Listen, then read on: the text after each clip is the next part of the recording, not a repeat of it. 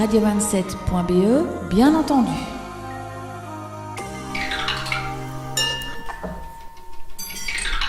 Alors l'idée du Repair Café est double. D'une part, on a envie de passer un bon moment, c'est un moment convivial dans l'après-midi, d'où le mot café dans Repair Café. Et puis il y a le mot repair, donc c'est souvent quand on a un équipement, un appareil, quelque chose qui ne fonctionne plus bien, qui est cassé et qu'on a envie de le remettre en état et qu'on ne sait pas comment faire, on vient au Repair Café. Donc passer un bon moment et réparer, c'est ça la double idée. À Louvain-la-Neuve, les Repair Café, ça s'est mis en place en 5-6 ans et ça fonctionne de manière maintenant assez stable depuis, disons, 2-3 ans, de manière très systématique, tous les mercredis, en plus une fois par mois, donc ça c'est très régulier. Qui vient au Repair Café, c'est assez varié. On a pas mal de personnes un peu plus mûres, un peu plus âgées, mais quand même aussi des jeunes, pas mal d'étudiants, même s'ils ne sont pas du tout majoritaires, toutes les tranches d'âge, des hommes, des femmes. Qu'est-ce qui les motive à venir avec leur objet? C'est que leur truc est tombé en panne et ça les énerve. Et devoir jeter, comme le vendeur leur dit, devoir jeter un appareil qui n'a à peine que 2-3 ans, ça les énerve. Et donc même s'ils n'ont pas spécialement de fibre écolo ou quoi,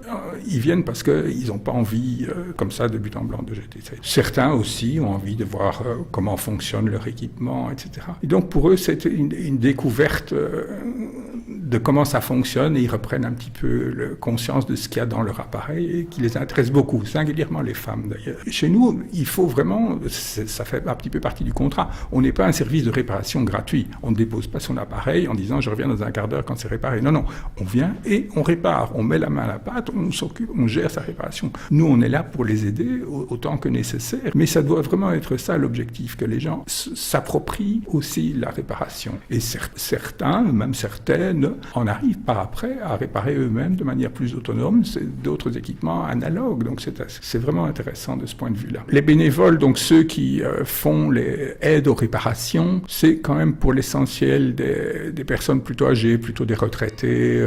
À la fois cette même double motivation de contacts sociaux, un moment agréable à passer ensemble, et à la fois d'être utile à la société. Donc avec les Repair Café, je sème des possibles parce qu'il faut absolument pouvoir allonger la durée de vie de tous les équipements et arriver à sortir de ce qu'on appelle l'obsolescence programmée. Et le Repair Café, c'est un peu son objectif, plus celui de passer un bon moment ensemble.